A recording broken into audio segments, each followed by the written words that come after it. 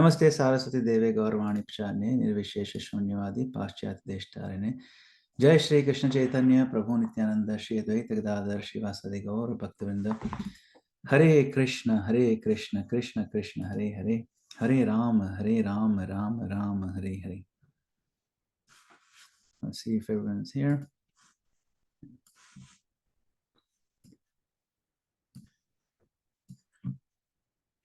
I think devotees are still streaming in.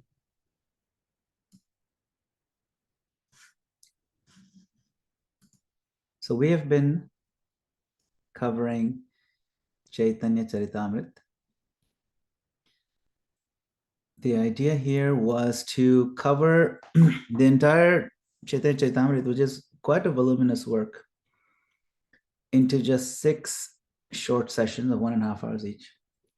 So it's super condensed. And we've already had 4 sessions.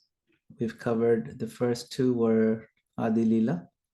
The second 2 were Madhya Lila. And now we're going to start with Antya Lila. Antya means the end, or the ending part.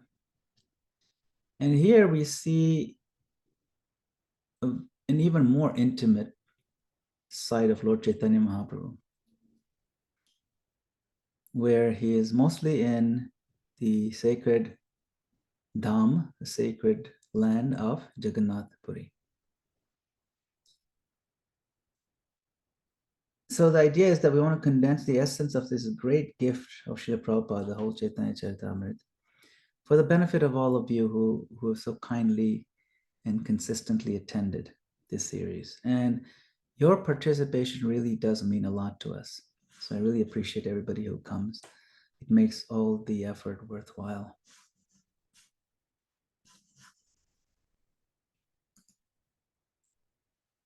So we'll start with invocation.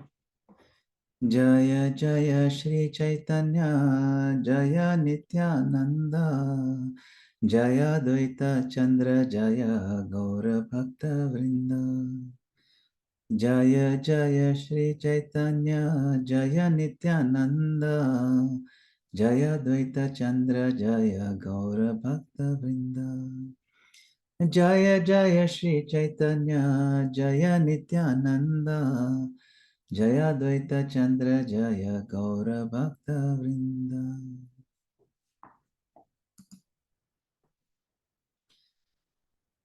So the Madhya Lila closed like a great procession, returning home at sunset. The Rath Yatra had rolled through Puri like a river of sound. The Lord danced before Lord Jagannath. Lord Chaitanya Mahaprabhu just raising his arms and just leaping into the sky so far, then crashing down. And he danced so beautifully, melting even the stones with the heat of his love. Learned men, scholars, were conquered by a single tear on his cheek. Kings and beggars, they stood shoulder to shoulder and forgot themselves and their designations, all in the name of Krishna. That was the outward flood. Now, the night begins. Not the night of ignorance, but the jeweled night of Vrindavan, the jeweled night of longing for the sacred love found in Vrindavan. The Lord, we'll see now, he withdraws into what's known as the Gambhira. It's a small room, very small room with a big secret. The Gambhira is a room in Jagannath Puri. And Gambhira literally means serious. It's very, very serious over there. The mood is very grave. And so the Lord withdraws into that. And who's watching over that room? Sarup Damodar and Ramanand Rai. They keep watch like 2 lamps at the door of a treasure house. In Madhya Lila, we saw a golden sannyasi who turned the world into kirtan.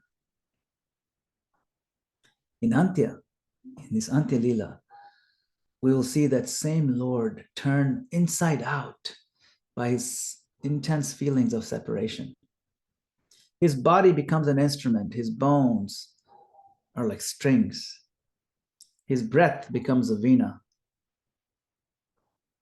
and every note from that musical instrument says one word, Radhe, Radhe, this separation. The devotees continue to come to Puri like rivers meeting the sea because Mahaprabhu is there.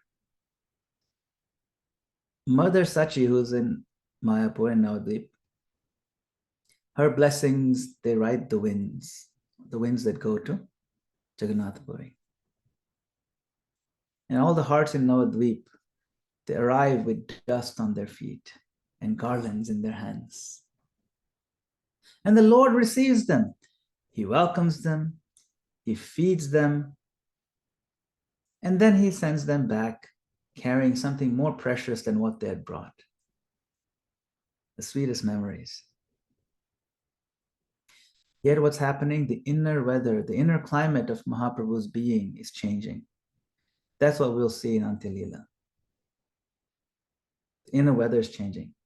It's like right now it's fall season and the weather is changing quite drastically. The mood is changing.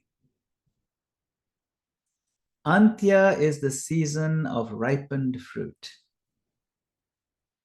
The teachings of Madhya Lila now become taste. You can see the taste manifest. Madhya Lila was all about teachings. Now you see the practical taste. The map that was laid out in Madhya Lila now becomes the journey. It's no longer on paper. Now it's happening. It's no longer a travel plan. Now the rubber meets the road. The philosophy becomes a sob, a smile, a song too intimate to write. And so let us all bow our heads, all humility, and enter softly into this Antya Lila, because it's very grave.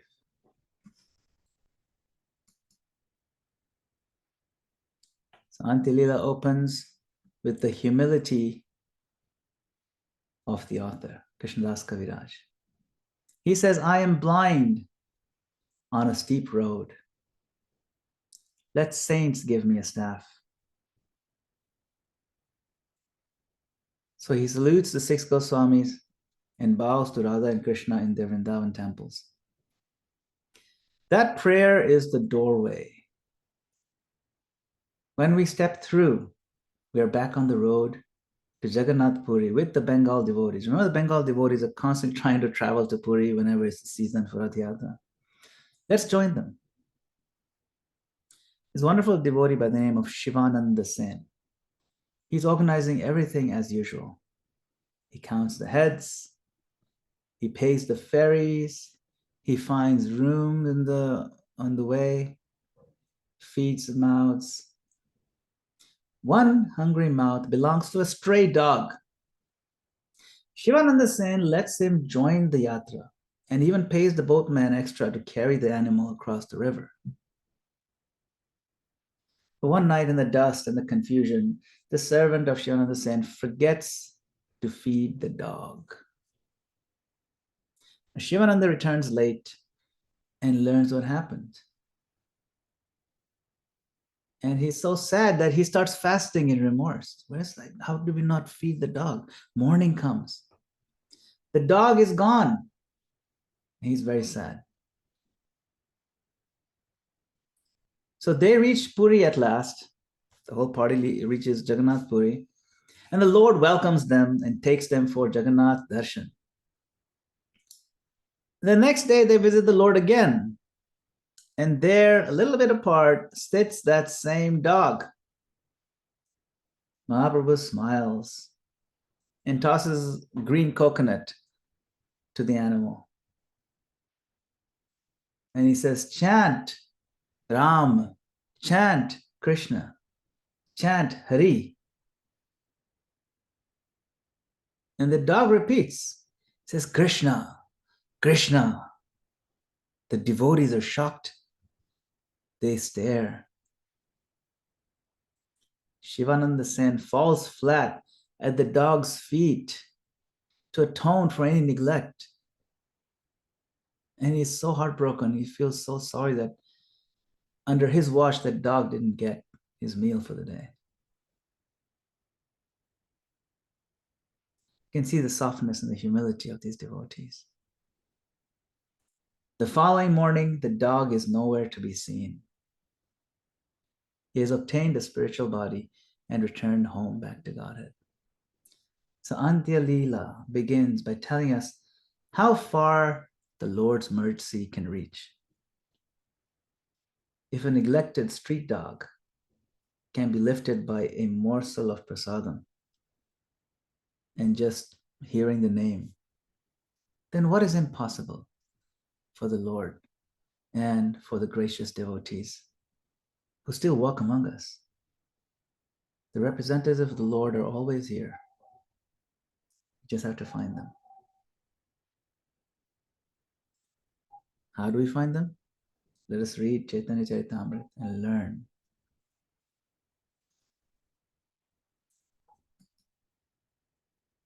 Meanwhile, everyone knows Sri Rupa Goswami. So Rupa Goswami, he wrote Nectar of Instruction, Nectar of Devotion. He wrote many, many beautiful books. But this section is going to cover two amazing books that he wrote. So Rupa Goswami is returning from Vrindavan, his heart full of poetry, exquisite master poet. He passes through Bengal. Unfortunately, he loses his beloved brother Anupam to death. And he continues forward toward Jagannath Puri. So one night he's resting in a town called Satyabhamapura. And in a dream, he sees a radiant lady. And she speaks to him. She says, write a separate drama about me. So he wakes up with the order ringing in his ears. And he understands that he needs to write a separate drama. Pastimes of Vrindavan and the pastimes of Mathura Dwarka, they cannot be poured into one cup. They need two separate books. And so he writes Vidagdha Madhava for Vrindavan sweetness and Lalita Madhava for Mathura and Dwarka's majesty and reunion. So we have these two different dramas, two separate books.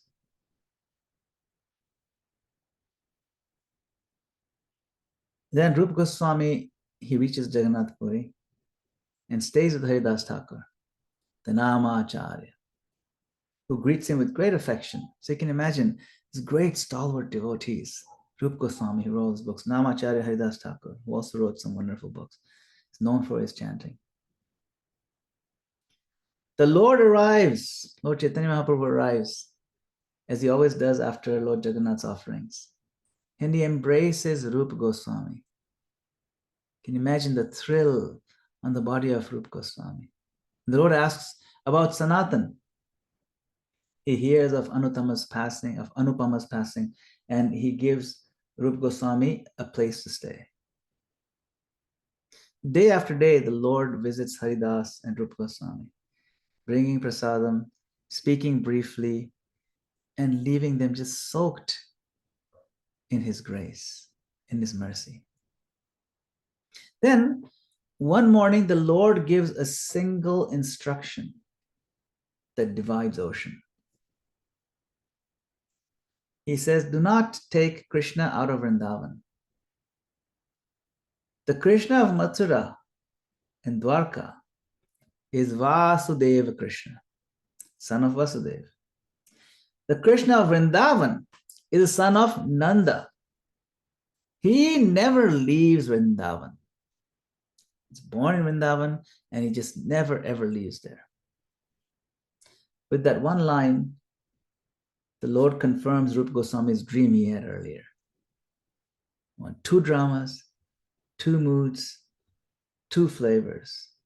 One Krishna Tattva tasted in distinct rasas.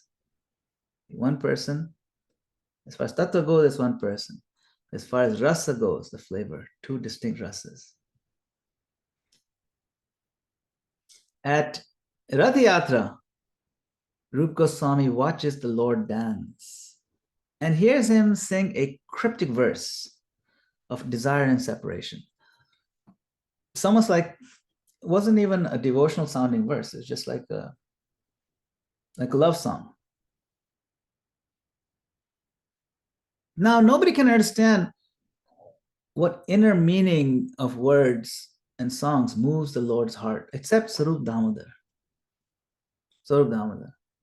Now, Rupa Goswami knows. So he writes a palm leaf verse that puts the Lord's hidden meaning into words. It says, I am the same Radha who has met my old beloved on the field of Kurukshetra.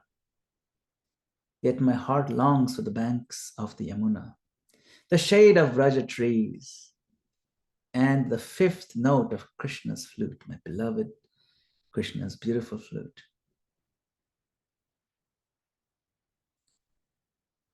Then Rupa Goswami, he takes the leaf and tucks it in the thatch of his hut and goes to bathe.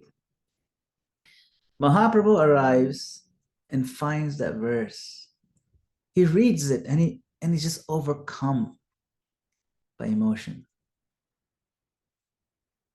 When Rupa Goswami returns and offers obeisance, the Lord playfully slaps him with love and smiling. How did you know my heart, Rupa?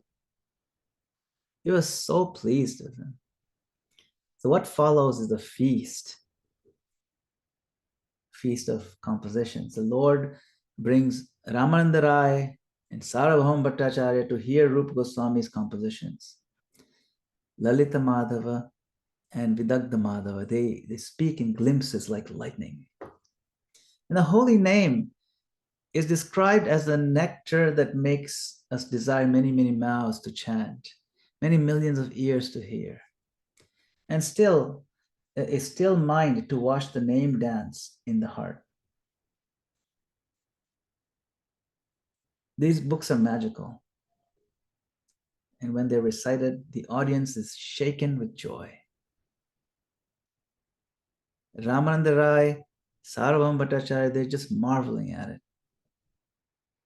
And they declare, without your mercy, Lord, no one can write like this. It's quite an astounding experience. It's around this time where Lord Caitanya sings this famous song that just that name Krishna is so nectarian.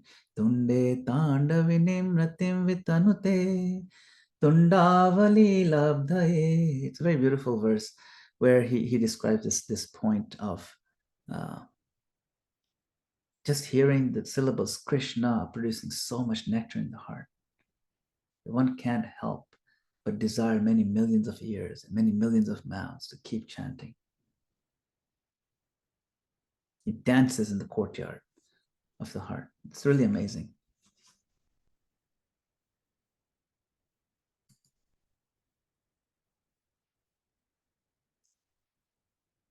Now we will move on to a very sobering story that happens right after. In Jagannath Puri, there lives a devotee by the name of Bhagwan Acharya. Bhagwan Acharya. He's a simple-hearted devotee who often feeds the Lord at his home. My Lord, please come, have lunch. His brother Gopal Bhatta Acharya, he's learned in Mayavad. And Sarup Damodar warns Bhagwan Acharya not to drink from that cup of Mayavad. Hearing impersonal words, hearing impersonal philosophies like fire for a Vaishnava's heart. Even a steady servant cannot be swept off his feet by that current, or can be swept off his feet. In other words, you may have some inclination to devotional service, but there's something so diabolically seductive about Mayavad philosophy. Yeah, I am also God, actually. You're also God. You just forgot. You're not really a servant. Yes, in the beginning, you can pretend to be a servant. Ultimately, you're God. It's the ultimate snare. Even a steady person even a steady servant it's a risk, can be taken, swept off their feet. So one day, Bhagwan Acharya is cooking and sends this devotee, Chota Haridas. Chota Haridas, he's not the same as Haridas Thakur, this is the younger one. Chota means younger, the little Haridas. He's a sweet singer who often pleased the Lord with his singing. Really good singer. He used to sing beautifully. Hare Krishna. Very nice. So Chota Haridas was sent by Bhagwan Acharya to beg fine rice from this lady. Her name is Madhavi Devi. She's a saintly sister of a devotee named Sikhi Mahiti.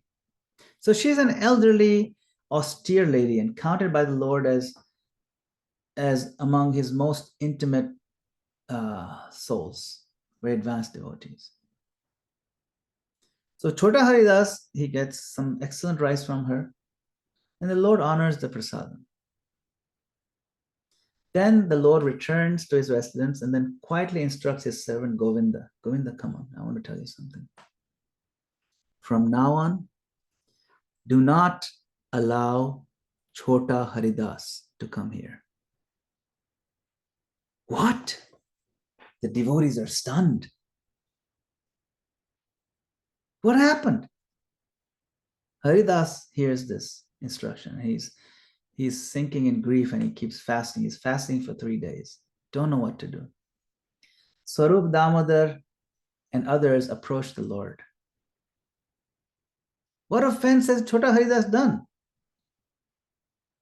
The Lord becomes very serious and he replies, gravity. He says, I cannot look upon one who has accepted renunciation, the sannyas.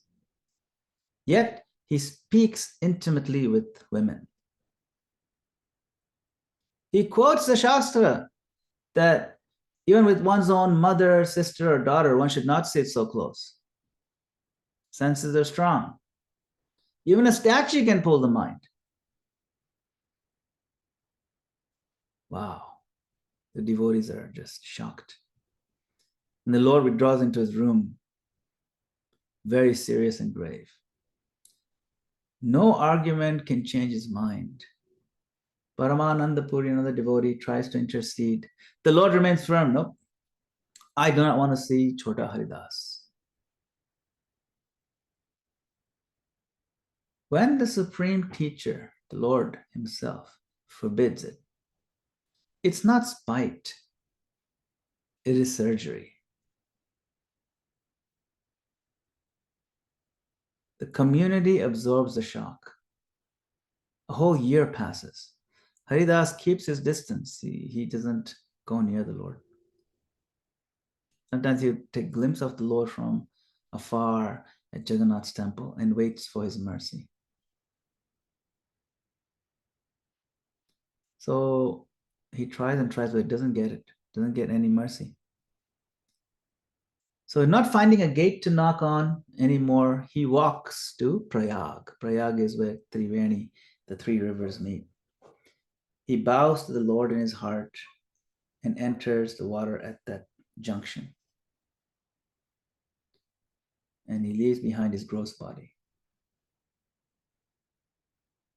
He dies. But of course, soul doesn't die.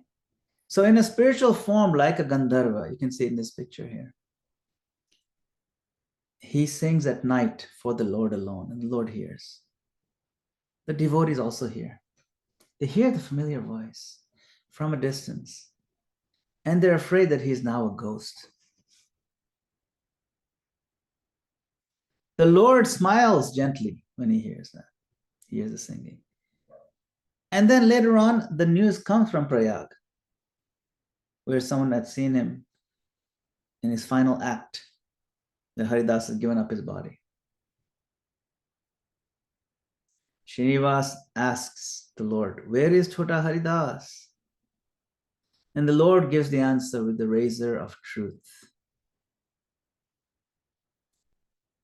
He says, one meets the fruit of one's actions. Then he adds the lesson itself. If a sannyasi looks at women with sensual intention, there's only one atonement.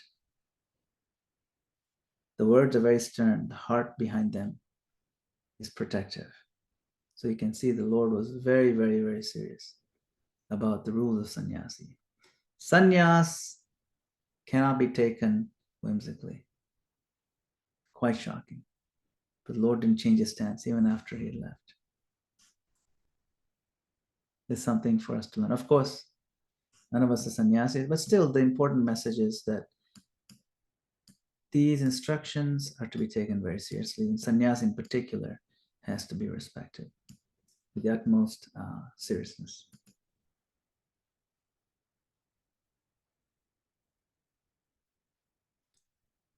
And move on to the next beautiful pastime. It's called the quarrel of love. In Jagannath Puri, Chaitanya Mahaprabhu he lived surrounded by his intimate associates. The devotees who knew not only his majesty as Krishna, but his moods of affection and ecstasy. They knew about it. Among them was this amazing devotee by the name of Jagadananda Pandit, one of the Lord's closest companions from Navadvip Dham. Jagadananda Pandit was known for his fiery nature, gets angry really fast, openly angry. And he was deeply possessive of the Lord, very loving, intensely loving of the Lord. And it's described that Jagadananda's mood resembles that of Satyabhama, Krishna's very strong-willed queen. Affectionate, yet prone to bouts of sweet anger.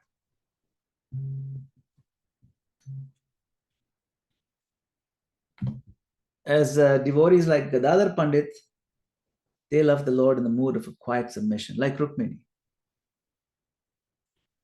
So Jagadananda Pandit is actually the expansion of Satyabhama. And he loved the Lord in the mood of affectionate boldness. Their relationship was full of warmth and teasing and occasional quarrels, the way a mother scolds her child or a beloved argues with the Lord. So one day, moved by affection and concern, Jagadananda Pandit obtained a small bottle of sandalwood scented oil, little bottle, from a merchant and offered it to Chaitanya Mahaprabhu. Please, my Lord, he said, take this oil and rub it on your forehead. It'll relieve your headaches and help you rest at night. But the Lord, strict sannyasi, devoted to complete renunciation, he frowned gently. Oil, he said, is for sense enjoyment. It is not proper for one in the renounced order. So you can imagine the standard of simplicity that is required of sannyasis. Even just putting oil on your head. No, it's too much luxury. You can understand why sannyas is like such a big deal. It can't be taken lightly. This is why, it's very rare in age of Kali. Not easily given either. Oil is for sense enjoyment, it says. Now, Jagadananda pleaded. He said, no, my Lord, this is not for pleasure. This is for health.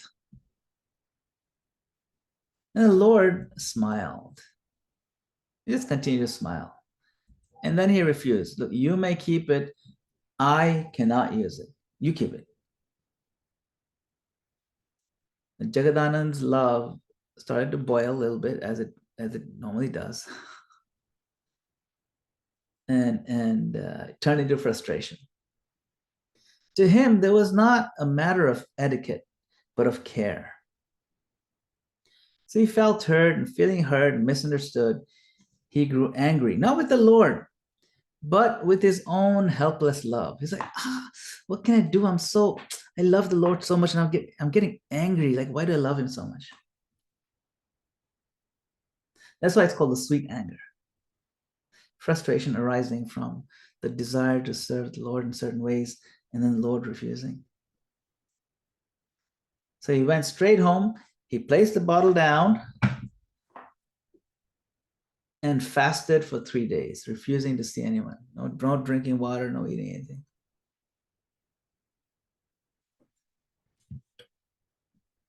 He started fasting. Now Mahaprabhu, he soon heard of Jagadananda's fasting.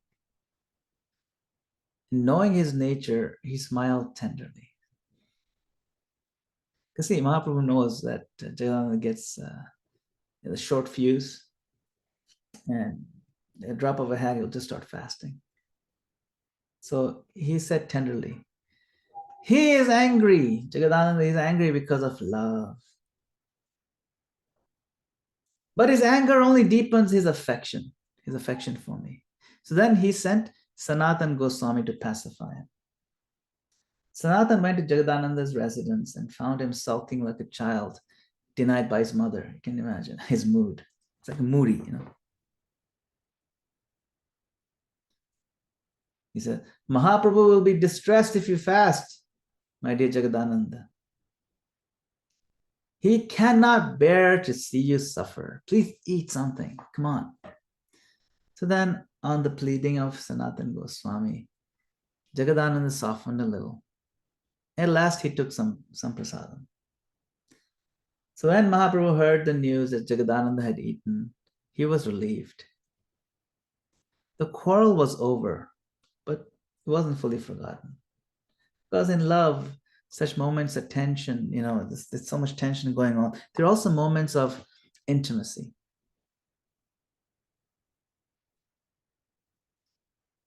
So then another next test. Sometime later, Jagadananda Pandit desired to visit Vrindavan to see the holy places connected to Krishna's pastimes. He approached the Lord for permission. Mahaprabhu said, go, but be careful. And then with a touch of humor, he added, do not behave like a quarrelsome person there, like how you do over here. Jagadananda bowed, but felt embarrassed that the Lord had teased him in front of other people, in front of others. So he's determined to behave properly, and he set out to Vrindavan. There he stayed with Sanatan Goswami, who treated him with great affection, offering him a soft quilt for comfort.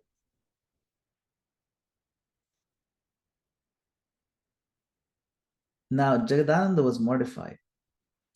A renunciant shouldn't sleep on these luxurious quilts, he said in his characteristic fire. He tore the quilt to pieces. Sanatan Goswami just laughed. You are truly Mahaprabhu's man. Like, you're really following his sannyas thing really strict. Yeah, it's pretty serious. Only those who are dear to him can love him with such intensity, my dear Jagadananda. So then Jagadananda soon returned to Jagannath Puri, bringing with him a golden pot of fragrant oil and a cloth for Mahaprabhu, these tokens of love from the devotees of Vrindavan. He went all the way to Vrindavan. He came back with this cloth and oil. Came back to Jagannath Puri. And when he presented his gifts, the Lord accepted the cloth, but he smiled at the oil. More oil? He said, half joking. And Jagadananda's cheeks, they just turned red, remembering their earlier quarrel. And then he bowed down slightly and just kept quiet. So then later the Lord took that oil and he sent it to be used in the temple lamps of Jagannath in the Jagannath Puri, the temple there. The meaning was clear. Even if I do not use your gift, it'll still serve Krishna. So this small gesture healed everything. He accepted the gift, used it in Krishna's service. And Jagadananda Pandit's anger melted into joy. His heart understood that the Lord, while maintaining his renunciation, had found a way to honor his love. And that's what mattered, honoring his love.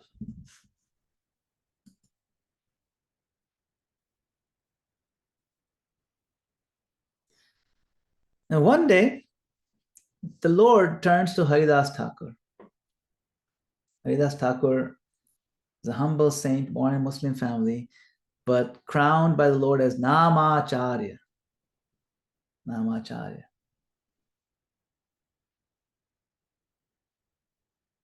And he asks Haridas, my dear Haridas, how will the Yavanas be delivered? Yavanas are all these, the Muslims that invaded, the foreigners. How will they be delivered?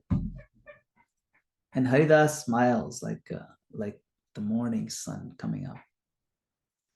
He says, do not fear, my Lord. Even a shadow of your name is Nama Bhas. It shatters the night of the soul. A cry of Haram in pain, as the Yavanas sometimes do. Or a sinful father, like Ajamil, calling out Narayana to his son. Just those sounds coming out from their mouths, it opens the gates of liberation. And when the name is chanted without offense, it doesn't stop at freedom. It doesn't stop at liberation. It awakens genuine love of God, which is so much greater than any kind of liberation. When the Lord hears this, his heart just brightens. And then he asks some more questions. He says, what about the trees and the creepy crawly bugs? Haridas says, by your loud Sankirtan, the moving beings are freed, and the motionless echo. No, they sing. When your followers fill the world with this Mahamantra, all beings moving and still, they will dance. And it'll continue into the future. So we can see how much this chanting in public means to Haridas Thakur and how much it means to the Lord. Especially Prabhupada, he said, every day we have to go out and distribute the holy names, the street Sankirtan. And if it means we have to close down the temple, then close down the temples, but the daily Sankirtan street festival should not stop. So this is all our legacy from the great Haridas Thakur. Now the scene shifts to Benapola, where the local landlord, his name is Ramachandra Khan, he cannot tolerate all this honor being shown to Haridas Thakur. Somehow he just couldn't sit well with him. He was very proud. He was quite powerful and very hostile to devotion. He searches for some failing to expose this wonderful, glowing devotee. And he is determined to ruin this saint's reputation. So he hires a celebrated courtesan, very beautiful, young, striking, quick-witted, and he sends her to Haridas's hut. So she arrives with an air of a festival. Anklets are chiming and perfume is wafting in the dusk. And she then goes into his doorway and takes a seat. She leans in and whispers an invitation. Haridas Thakur offers obeisances to the Tulsi plant like this. And then to her, he says, my obeisances to you as well. And then he answers her question without agitation. He said, yes, thank you so much for your kind invitation. I will honor your request for sure. As soon as I complete my vow of chanting this Hare Krishna mantra. Until then, you can sit here and also chant with me. It's very nice. Chant Hare Krishna, Hare Krishna, Krishna Krishna, Hare Hare, Hare Rama, Hare Rama, Rama Rama, Hare. It's just wonderful. Just sit and chant. So she actually she begins to like this. This is wonderful. It's new for her. And they're chanting, both of them, and night stretches into dawn, and his chanting continues. And the pattern repeats the second evening too. Second evening, she comes back because she's tired now. Okay, I gotta go. I'll come back tomorrow. She comes back next evening.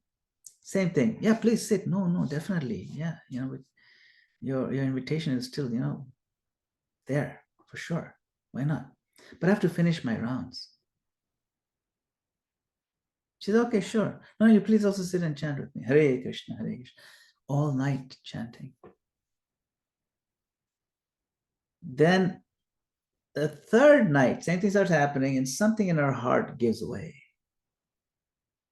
And her evil intentions, they just crack and fall apart completely because of the purity of the holy name and the purity of his association. And she confesses that she came to entrap him at the command of Ramchandra Khan. And she begs to be delivered. Please give me blessings that I can come out of this life that I'm leading. It's awful. And Haridas Thakur answers with a gentle smile that he has remained, these 3 nights here exactly for this purpose, to save her. He said, I was going to go that first night, but I saw you, and I think it'll be good if you also took up Krishna consciousness. So he gives her a different trajectory of her life. He says, do this. Give away whatever you own. Anything you've earned, just give it away. Shave your head. Yeah. And wear one simple cloth. Serve Tulsi Devi and chant Hare Krishna without stopping. Let's do that. And she very seriously follows every single one of those instructions. She does exactly as he says. And that lady who was sent to disgrace a devotee becomes a devotee herself. And the village begins repeating a new story. The holy name truly changes everything.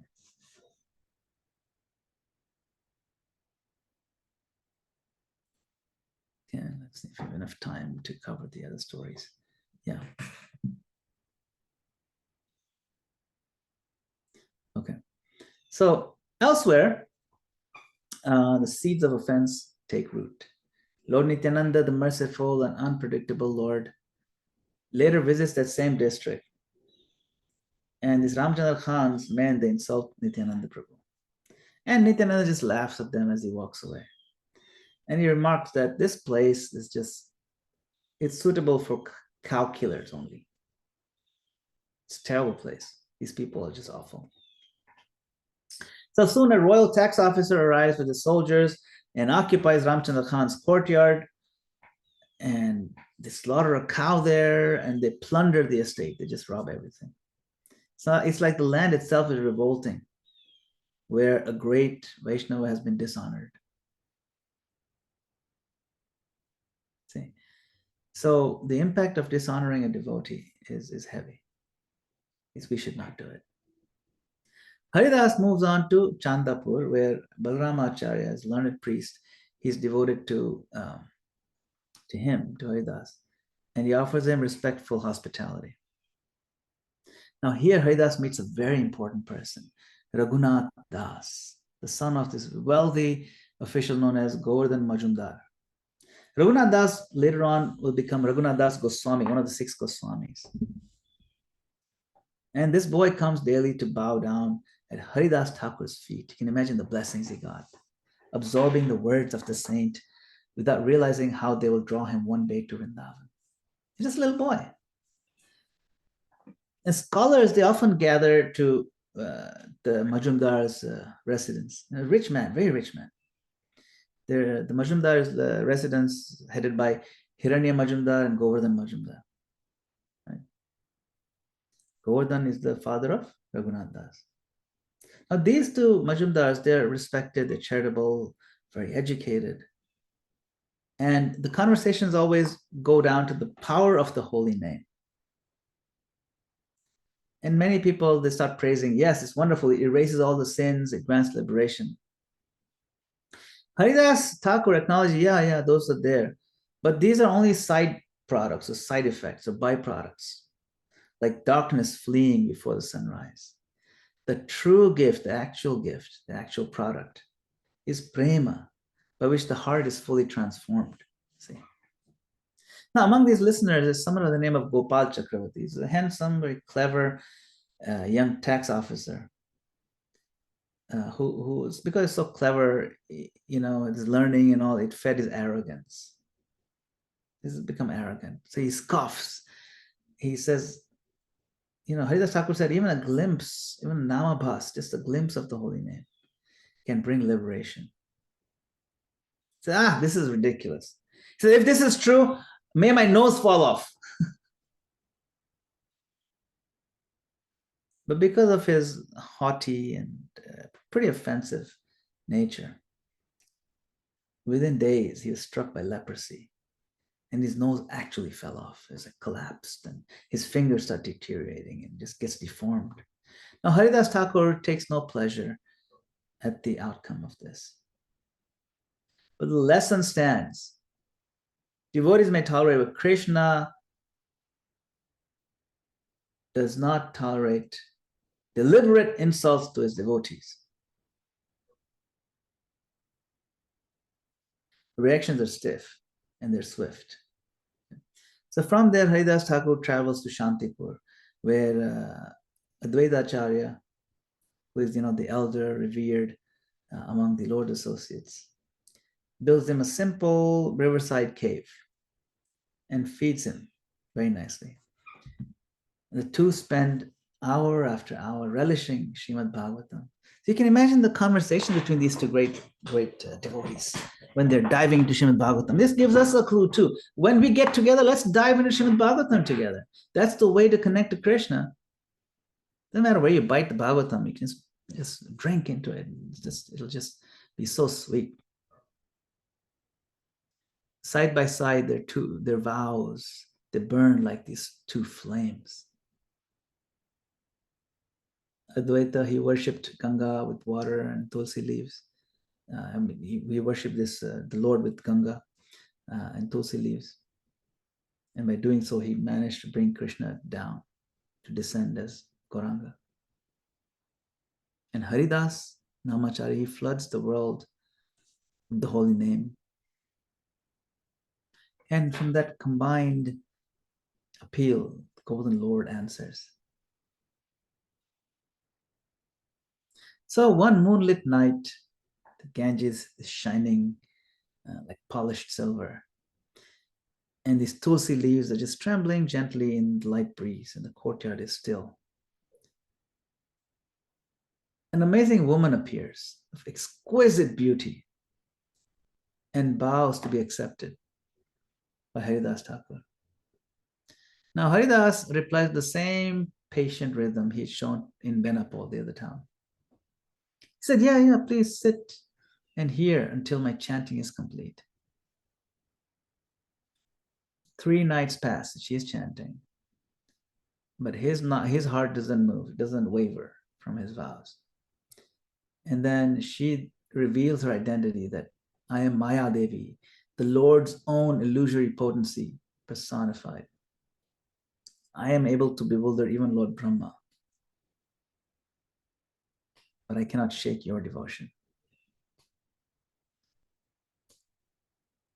She declares that his chanting has purified her and begs to receive the name of Krishna. And Haridas instructs her, simply just chant Hare Krishna.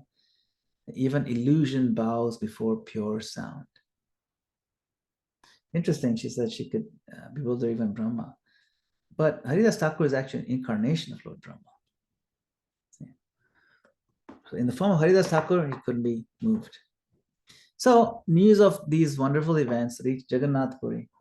And Chaitanya Mahaprabhu just rejoices openly and embraces Haridas Thakur and praises him before all the assembled devotees.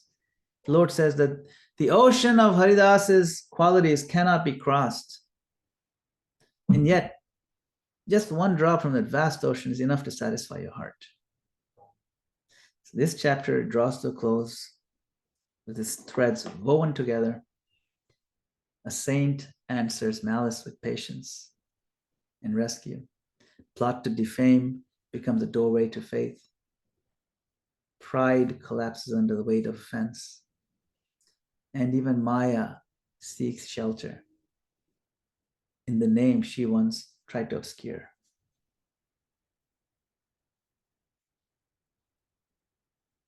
So through every turn runs the same current we see. Chant, serve, protect the dignity of bhakti, and watch how the Lord turns every scheme into pilgrimage and every stumble into an episode of grace. And this is what we are learning from Chaitanya Charitamrita. Now, Sanatana Goswami, we know, is one of the 6 Goswamis, a senior scholar, saint. He's a future map maker of Rajdham. He's walking alone through the Jarikhand forest. And due to exposure to bad water and long fasts and things like that, he develops these weeping sores, these like wet sores, very infectious kind of thing, all across his body. It's pretty awful. And the pain and the ache of it all, he makes a resolve that what's the point of living? When Lord Jagannath rolls out for Rath Yatra, I will just slip beneath the wheel in front of Lord Chaitanya because Mahaprabhu will be there, Jagannath Prabhu will be there. There's a crush in the wheel, very easy, end this burden of this body. So he goes to Jagannath Puri and he reaches there and he shelters Haridas Thakur. And the Namacharya says, hey, Sanatan, the Lord is coming, look. At once he comes, the Lord. Shri Chaitanya Mahaprabhu embraces Haridas Thakur and then he moves on to try to embrace Sanatan. You can see over here, Sanatan is saying, no, don't embrace me. Don't. He says, I'm low, I'm diseased. Don't touch me, my Lord. And then the Lord, he doesn't say anything, he answers with action. He clasps him so tight that these oozing sores smear across his own golden limbs. Then he sits and introduces every devotee present and speaks gently. Rupa was here 10 months. He has gone to Bengal. Your younger brother Anupama, Vallabha, steadfast servant of the Lord, he has left this world.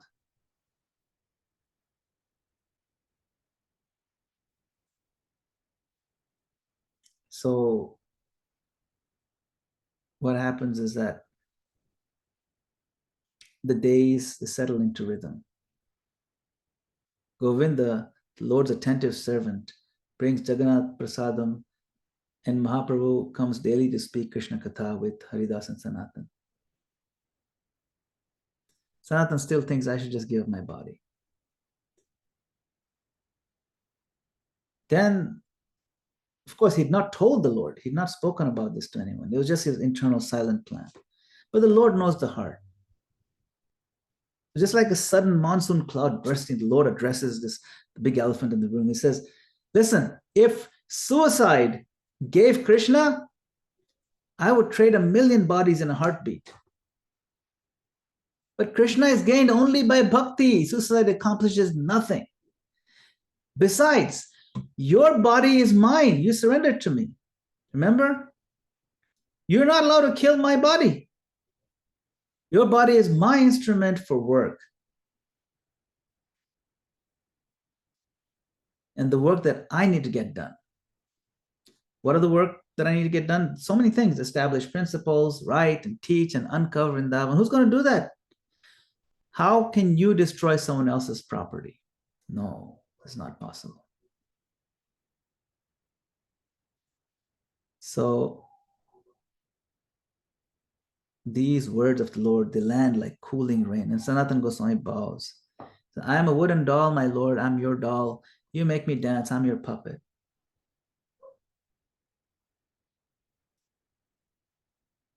So soon what happens, the shining test arrives. The Lord summons Sanatan to this Yameshwar Tota. It's Lord Shiva's garden. And the midday sand by the sea, it's so hot, it burns like coals. But Sanatan, he's lost in the sweetness of just being called by the Lord. So he walks. He doesn't notice that there's getting more and more blisters on his feet. And the Lord asks, well, when he was asked, why are you avoiding the cool, paved Simhadwara road that won't blister your feet? Sanatan replies, oh no, the devotees of Jagannath, they go on that road. If I touch them, it'll be offensive to them. It'll not be good. What if my infection spreads to them? Mahaprabhu smiles, he beams. He says, this is the devotee's ornament, protecting Vaishnava etiquette. And he embraces Sanatan again. You can see he's embracing again. The disease stains the body once more. The Lord's body is smeared again with that disease. Sanatan heart is like, oh no, it's twisting. He confides to Jagadananda Pandit, who urges him, let's see, Rath Yatra, just do that. Just go and see this Rath Yatra and then return to Vrindavan. Now the Lord hears this, and like a protective father, he shouts at Jagadananda. He rebukes him for giving advice to his senior. Jagadananda, you cannot give advice, instruction to someone who's senior to you. This is Sanatana Goswami. And Sanatana says, no. Sanatana goes to defend Jagadananda. He says, how fortunate Jagadananda is to be scolded like a son. Mahaprabhu is scolding him. I receive this formal praise, bitter like neem. But Jaga, he gets scolded like a son. It's so intimate. And the Lord softens and opens his heart. He says, I keep you like my little boys. A mother does not hate a child's mess. She delights to clean him. So your sores, they touch me like sandalwood paste. It's a pleasure for me.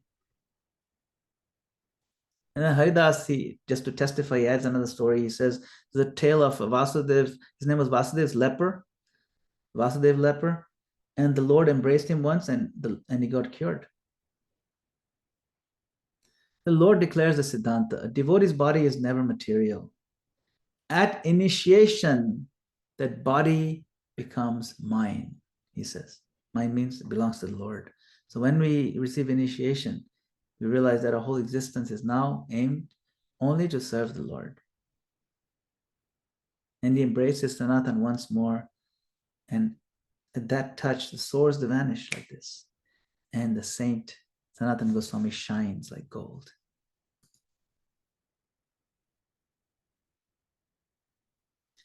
So festivals fly by. Bengal devotees arrive. Rath Yatra erupts and Mahaprabhu dances before Jagannath's cart like a flame. It teaches bells how to sing. Sanatana Goswami watches stunned, wow. And throughout this 4 months, Chaturmasya, the Lord introduces him to this inner circle. Advaita Acharya, the venerable herald of the avatar. Nityananda Prabhu, whose mercy unbound.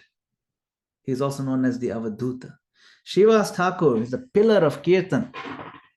And Shiva Sangan Kirtan is famous. Vakreshwar Pandit, the most ecstatic dancer. Vasudev Datta, the ocean of compassion. Murari Gupta, the steadfast healer of the Lord's childhood. He's a doctor. Raghava Pandit, the treasure bearer of Vrindavan, many flavors. Damodar Pandit, the sharp guardian of etiquette. Paramananda Puri, Brahmananda Bharati, the grave sannyasis. Sarup Damodar is a Maharasika secretary of the Lord's heart. Gadadhar Pandit, he is the personification of the tender bhav of Vrindavan. Sarabham Bhattacharya, the lion of logic who converted to being a soft-hearted devotee.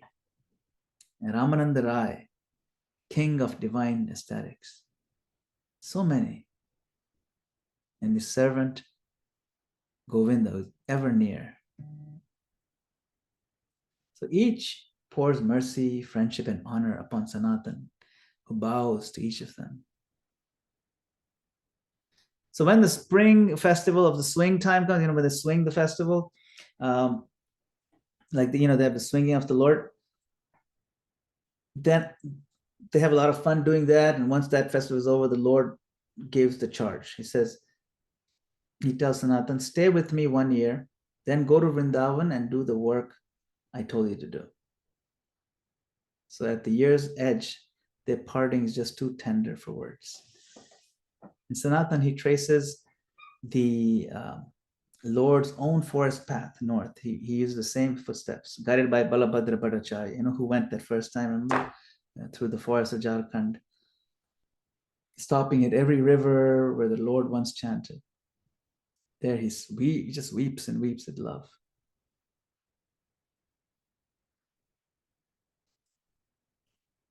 So soon Rup Goswami returns. He spent a year in Bengal, distributing his savings among the relatives and Brahmins and temples, and he meets his brother in Vrindavan.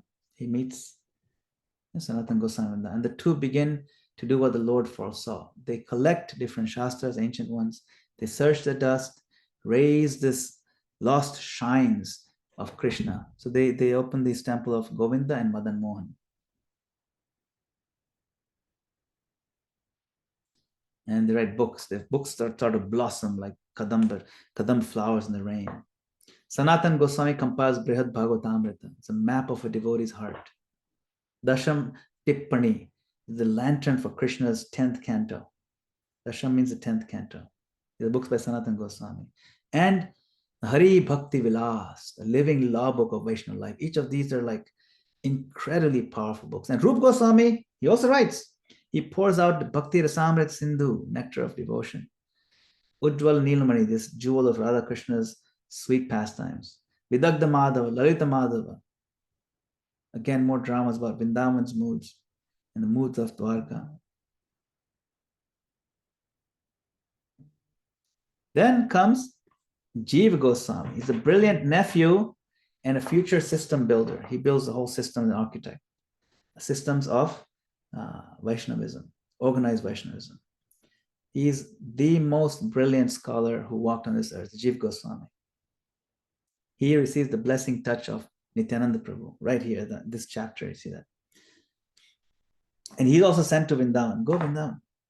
There he sits and writes these Shata Sandarbhas. These Shat Sandarbhas, there's this like theology of bhakti that are so dense and condensed logic and philosophy that just a few pages of one of these Shata Sandarbhas, you can actually get a PhD today in Oxford University if you just cover like a couple of chapters. And he has thousands of such chapters. So amazing. And he wrote this sweet book called Gopal Champu. It's a sweet prose poem of Krishna's play. So you can see how many books started coming out at this time. So this chapter closes where it began, with the body offered and returned, a saint who tried to throw his life under the wheel, but was saved. And the Lord placed it instead with a pen and a map and a vow. Finish this chapter. You have to move quicker through these.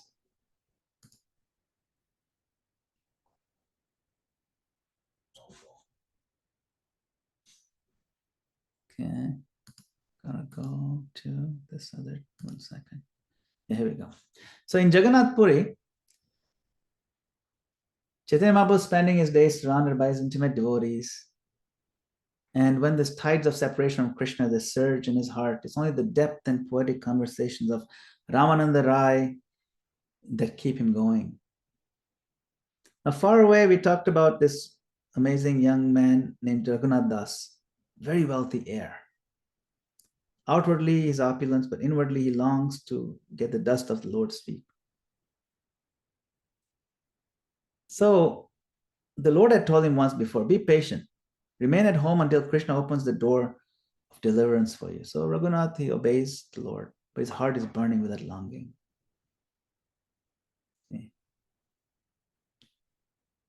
So once what happens, a jealous Muslim officer, envious of Raghunath's uncle, Hiranya, conspires with the minister over taxes and revenues, and the family gets in trouble, even though they didn't do anything wrong, and Hiranya flees, he runs away. Raghunath is arrested. Even in this danger, his mercy finds a path. The young man's humility is so sweet, it charms his arresting agent, this agent. And even in this danger, he sees that, oh, he tells that the arresting officer, he says, my father and you are like brothers, he says softly, because they had their relationship, they used to work together. And just the way he said it so sweetly moved to tears this Muslim officer. He releases him and calls him, oh, you're like my son. How can I arrest you? And so what began as danger became a lesson in divine protection. So now Raghunath's mother tells Raghunath's father, don't let Raghunath go anywhere. You have to tie him down. The father says, look, if wealth and you tie him down with a wife, or it give him great honor and so much treasure that are fit for Indra himself, if they cannot lock him down, then what will these ropes do? He's gone mad with the mercy of Lord Chaitanya. So let him go. So finally, he goes forth. And he sees one day Nityananda Prabhu from a distance, singing, radiant with laughter and love. And he bows down from a distance. He offers obeisance from a distance. And Lord spots him. Nityananda Prabhu spots him. He says, hey, you're a thief. Don't hide there. You come here. And he pulls him forward. Says, you're a thief. And he puts his lotus foot. This is his picture. He puts his lotus foot on Raghunath's head. And he says, your punishment is this. You're a thief because you took obeisances and you took our darshan without our permission. Your punishment is that you're going to host a grand feast for everybody. It's going to be chipped rice with yogurt and milk. Of course, he calls him a thief, not rebuke, but out of affection, just to tease away his hesitation, to bring him closer. That he tried to, quote unquote, steal darshan of the Lord. So without delay, Raghunath arranges this massive Chira Dahi festival, and pots filled with chipped rice and yogurt, and hundreds and thousands of devotees just have a massive celebration. They're chanting Hare Krishna. And this is the famous feast of Panihati. So then after this feast, Nityananda promises to Raghunath, he says the blessing. Soon you will reach the lotus feet of Lord Chaitanya Mahaprabhu. And Raghunath bows deeply. And he offers so many gifts to the assembled devotees there. So it's a very sweet. So he starts moving towards Puri. And for 12 days he goes and he keeps sustained only by milk in this fire of longing. At last he reaches there. He falls like a stick in front of Mahaprabhu. Mukunda Dutt tells Mahaprabhu, this is Raghunath, very special devotee. And the Lord lifts him up and embraces him. Tears are falling freely from both of them. You can imagine that feeling. He says the mercy of Krishna is stronger than any chains of the world. He has rescued you from the pit of worldly wealth and worldly existence. And then he gives him to Swarup Damodar. He says, I place this Raghunath in your care. From today, he is your Raghu. You can see how the Lord really reciprocates. It's really beautiful. The monsoon had passed. Once again, the road to Nilachal comes alive. And into this golden bustle came this very famous and renowned scholar by the name of Vallabha Bhatt. This is the same Vallabhacharya who is the head of the Pushti Marg. He met Chaitanya Mahaprabhu, he's a contemporary. And as soon as Vallabha saw Mahaprabhu, he fell in front of him like a rod, Dandvat Pranam. The Lord at once lifted him up, embraced him like his son, and seated him nearby. Vallabha offered prayers. He said, my Lord, you have awakened Krishna's holy name throughout the world. Who else but the Supreme Lord himself can distribute this kind of love? And like that, Mahaprabhu would say, no, it's not me. It's Advaita Acharya. his grave elder, the ocean of scriptural wisdom. He's the one who called Krishna to descend. It is Nityananda Prabhu, this laughing Avadhuta, whose mercy is limitless. Sarabham Bhattacharya, this crown jewel of all scholars. These are the people doing things. Ramanda Rai, who knows the secret of divine ras. These are the people who nourish my heart. And this Haridas Thakur, born beyond the caste system, the teacher of the holy name. So Vallabhacharya listened. He was joyful. Although deep inside, there's a small ripple of pride. Because, Mahaprabhu was glorifying that, look, Gadadhar Pandit and all these, they're just such great scholars of Bhagavatam. So Vallabhacharya, he felt that I also know Bhagavatam, probably better than these people. That was the problem. That's a big problem when you think that I know better than these people. So wanting to offer some service to the Lord, he invited the Lord to a great feast. So he had a feast, Jagannath Mahaprasadam. He had sponsored the whole thing, there's garlands and sandalwood paste, and 1,000 voices singing Hari, Hari. And then this Jagannath Rath Yatra came, and Vallabhacharya saw this. Wow, 7 Kirtan parties moving like rivers, led by Advaita and Nityananda Prabhu and Haridas and the Lord himself. And he thought, oh, this is the Lord himself, no doubt. So then he comes to the Lord. He's bringing his pride with him. He wrote a commentary on Srimad Bhagavatam. And with shining eyes, he said, I have composed an explanation of the Bhagavatam. I've expanded the meanings of Krishna's holy name. The Lord, he spoke kindly, but he was unmistakable. He says, I do not know any new meanings, he said. For me, the name means only one thing, Shyam Sundar, the beautiful son of Mother Yashoda. Now, Vallabhacharya, he was like a little uneasy. He's thoughtful. His confidence was bruised. I thought Mahaprabhu would be so happy hearing these things. So then he went to Gadadhar Pandit, hoping that, maybe he'll get some affection, appreciation. As after some time, he felt okay, but then his pride resurfaced again. Then he's testing Advaita Acharya. He's saying, if all souls are like Krishna's wives, they're Prakriti, then shouldn't a chaste wife never utter the husband's name? The wife should not say the name of the husband. It's not nice. But before Advaita Acharya could answer, the Lord jumped in. Chaitanya Mahaprabhu said very piercingly, the first duty of a chaste wife, he said, is obedience. So when Krishna commands, chant my name always, how can she refuse? That's her first duty. Then if that means to override the other duties, that has to be overridden. See? All fell silent. And Vallabha's wit had met the Lord's wisdom. And his pride quietly withdrew, but not yet fully surrendered. The next day, trying to impress people even more, he announced, in my commentary, I have corrected the errors of Sridhar Swami. So Sridhar Swami is the one who had written the ancient commentaries in our line. Hearing this, the Lord's gentle smile disappeared and sharpened like a blade.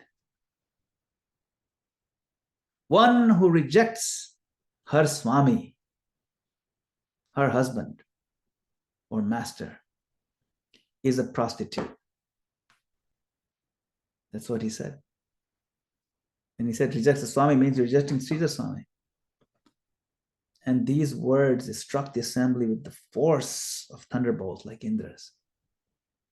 They're not meant to humiliate, but to awaken. Vallabha suddenly saw himself like Indra, the Govardhan Lila, his own arrogance like the mountain above him, but held aloft by the Lord's mercy. And that night he realized that I'm being cleansed here. I'm such a fool. And he humbled himself in front of the Lord. He says, you have placed the ointment of mercy upon my blind eyes. And the Lord then embraced him with affection. He says, listen, you're a learned scholar. You're devoted. Only one thorn troubles you. Your disregard for Sridhar Swami. You should follow his guidance. Sing Krishna's name and you will reach Krishna's lotus feet. So many beautiful stories. Another story of Ramachandra Puri.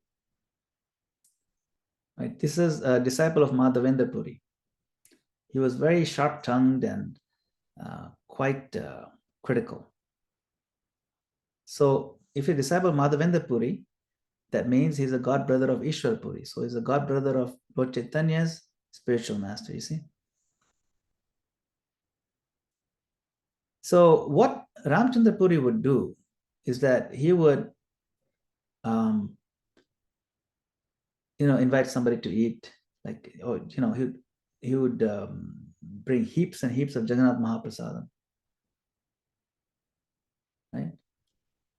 And then he would also feed somebody, say sannyasi, and then he would scold you. You Gaudiyas, you always overeat. This ruins your sannyas. See? So Ramchandra Puri was always a fault finder kind of person. So he would prowl. So in Puri, Ramchandra was prowling to find. And he would sometimes take meals uninvited, but he kept ledgers in his head of everyone else's eating, how much they're eating. And he searched the Lord for a flaw and finally found some flaw. He said, hey, there's ants on the floor of Chaitanya Mahaprabhu's this hut. Means what? Sugar candy late last night. You're so attached, so-called sannyasi. And he left pleased, smiling with his deduction. Now the Lord, he heard whispers. See, he had heard these kind of whispers that this is spreading this, but now he heard the direct barb. So then, of course, the Lord didn't say anything back to Ramchandra, but he told his servant Govinda, from now on, I'm going to eat very little, only a tiny little quarter pot of Jagannath's rice and 5 little pieces of vegetables. Bring any more and you will not even see me. And the devotees' hearts collapsed. Oh no. And they started crying. And the Lord ate half of the already tiny portion and gave the rest to Govinda. And the devotees are aching in love. Then now Ramchandra returned and saw the Lord become so skinny, and he changed his mood. Even with this, he found some fault. He said, the sannyasi shouldn't indulge, but he shouldn't also starve. Regulate, like Krishna taught Arjuna. Don't eat too much, but don't eat too little. What are you doing? And the Lord, he bowed down like a student. He says, it is my fortune to be instructed by you. And this critical Ramchandra Puri, he was satisfied with both rebuking and advising, and he walked off. That afternoon, Paramananda Puri and elders came softly. He says, he always does this. He presses one to overeat, then condemns him, or spies and scolds people. And then, see, scripture tells us neither to overpraise nor over criticize. And of the two, avoiding criticism is much more important. Yet he lives on this fault-finding thing. So then Paramananda Puri said, please start just taking your normal meals like you're doing before. And the Lord replied very sweetly. He says, why be angry? He's repeating the bare rules of sannyas. Don't serve the tongue. But still at their, pleading, he met them halfway. Started eating a little bit more. Invitation was simplified, so more humble brahmanas could host without any anxiety. And gradually, things kind of normalized. So he honored Ramchandra as a senior and called himself his servant. So this is something for us to learn too. We should not criticize someone like this. But at the same time, if someone criticizes us and has become hurtful, we still offer some respect and don't take it too serious. Very interesting.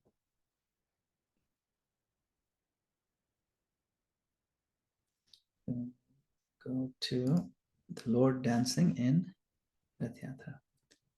So now, of course, Rath Yatra season comes and the Lord starts dancing in Rath Yatra.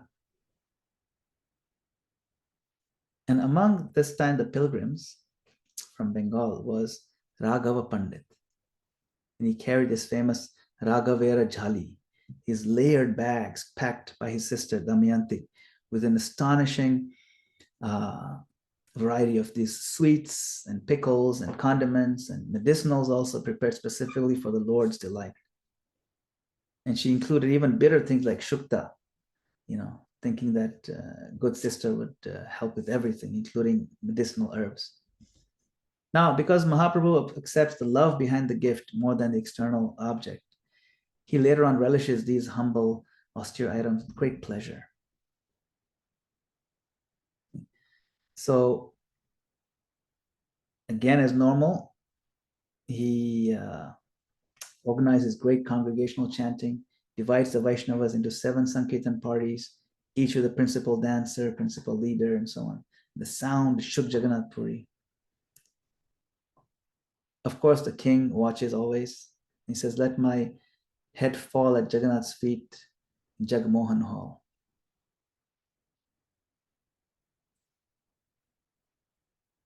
And at this height of ecstasy, when the Lord, remember this prayer, he has tidal wave of bhava, surge, and tears stream down and hair stood on end. And he started stumbling over some of the words. He couldn't even say Jai Jagannath. He says Jaja, Gaga, Mumu. This is actually how it was written in the Chaitanya Charitamrita. He couldn't even say it. The devotees, they forgot their body, they forgot their fatigue. Until Nityananda Prabhu was very concerned about everyone's health, he gradually quieted down 6 of the 7 groups. He says, okay, that's enough, no more. Let it quiet down, otherwise they'll just get worn out. Don't know if they'll last. He'd finally get them to rest and honor prasadam. And this kept on going year after year. It kept getting more and more intense.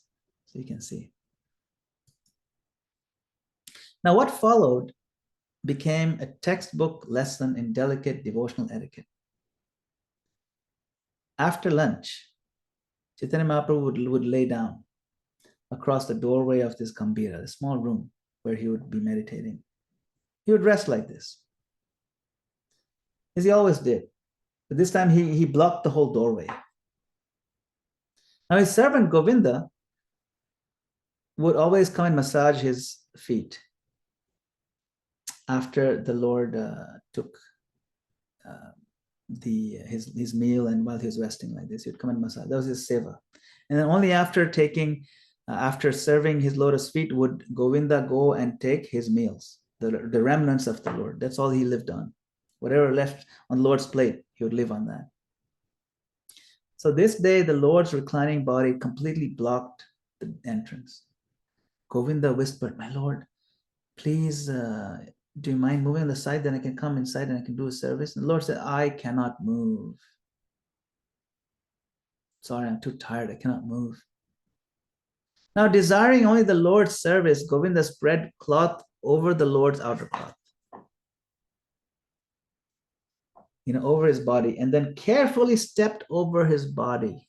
Now, which is, to step over the body of anyone is an offense. So he put a cloth to kind of mitigate that offense a little bit. He stepped over his body for the sole purpose so he can go inside and massage his lotus feet until he fell into a deep sleep. But when it came time to leave for his own meal, Govinda refused to cross back over the Lord. He just stayed. He said, I'm not going to eat. I'll fast rather than risk committing even the hint of an offense for my own hunger, my own convenience. Although he had taken the risk to render service. You see, so when the Lord awoke and he asked why Govinda had not gone to eat, Govinda remained silent. The Lord was so pleased. He knew in his heart what's going on. So the point stood for itself. For the servant, any quote-unquote offense born of selfless service is tolerable. I'll tolerate the effect of that offense because I have to serve you. But for my own personal comfort, no question of making offense. Absolutely not, at least not knowingly. So many nice stories. Actually, this whole section has many wonderful stories, but there's only so much time. So much nectar, so little time. So I want to leave a little bit of time for quiz time for our 4 o'clock end. Okay. Let's see. I'm not sure if we covered everything in what's in the quiz, but we'll see. All right. So you can either type the answer in the chat or you can just say out loud. Okay. So in Antya Lila chapter 1, what was Sri Chaitanya Mahaprabhu's chief daily engagement in Jagannath Puri? A. Performing temple rituals and managing the Jagannath temple. B. Discussing politics, Sarvabhauma Bhattacharya. C. Tasting Krishna Prem through Sankirtan and hearing Bhagavatam with devotees. D. Training his disciples in Sanskrit grammar. Let's see. Haripal Prabhu says C. Sanami Madhuri says C. Kinjal says C. Okay, looks like everyone is into C. All right. Right. Let's see if that's correct. Answer is C. Yes, tasting Krishna Prem through Sankirtan and hearing Bhagavatam with devotees. Okay, chapter 3. What transformation occurred with a prostitute whom Ramachandra Khan sent to seduce Haridas Thakur? A. She insulted him and left in anger. B. She died instantly from offending a saint. C. She was purified by hearing Haridas chanting and became a great devotee. Or D. She robbed him of his possessions and fled. Okay, what she got over here? See, C is popping in again. C, C. Okay. All right. She didn't rob him. No. She didn't die. Yes, C. She was purified by hearing Haridas chanting and became a great devotee. Okay, next question. What lesson does Antya chapter 8 teach to the example of Ramachandra Puri? Excessive renunciation leads directly to liberation. B. Offending one's spiritual master leads to fault finding and spiritual fall down. C. Fasting is superior to kirtan. And D. The Lord punishes blasphemers with disease. B. Yes. This part of the story I didn't really cover, but you see, Ramchandra Puri, he had offended his spiritual master. You know, Madhavendra Puri. When Madhavendra Puri was leaving his body in his last days, Ramchandra Puri came and said, oh yeah, you don't need to worry about these things. You know, just focus on Brahmabhuta Prasannatma. Just focus on the impersonal liberation. And he was so angry at his foolish disciple. And so then, as a result of trying to, you know, give guidance to his spiritual master, he got the effect. He was basically offending his spiritual master by telling him his deathbed, you should be an impersonalist, so you should understand impersonal philosophy. You know, it's pretty offensive to even just want to instruct your spiritual master like that. So then what happened was it led to a mood of fault finding and spiritual fall down. That's why the answer is B. Because I think most people got B over here. That's correct. Yes. All right. Then next question. The answer is B. Offending one's spiritual master leads to fault finding and spiritual fall down. In chapter 7, how did Chaitanya Mahaprabhu correct Vallabha Bhatt pride? A, by refusing his food offering. B, pointing out that rejecting Sridhar Swami's commentaries like rejecting one's husband. C, by sending him to beg forgiveness from Nityananda Prabhu. B, by instructing him to study the Vedas again. Ferdy says B, Sandhamima says B. B, that's correct. Ashish Prabhu. Okay, great. Let's see. B, by pointing out that rejecting Sridhar Swami's commentary is like rejecting one's husband. Yeah. Okay, this chapter 6, during Panihari festival, why did Nityananda Prabhu playfully call Raghunath Das a thief? A, because Raghunath has stolen food meant for Jagannath. B, because he has secretly taken Chaitanya Mahaprabhu's remnants. C, because he was trying to see Nityananda from a distance without approaching him. D, because he had fled from home without permission. C, B. Okay, let's see some B's, some C's. Okay, this one is a little bit harder, isn't it? But we covered it. Yes, these are actually, let's see, it's actually C. That's correct. 30 and yes, C. Because he was trying to see Nityananda. Remember, he was taking darshan from a distance without approaching him. So he was stealing that darshan. You need permission to take darshan also. So it was a very sweet pastime. So thank you all very much for joining a special Zoom session today. Can do it in the temple.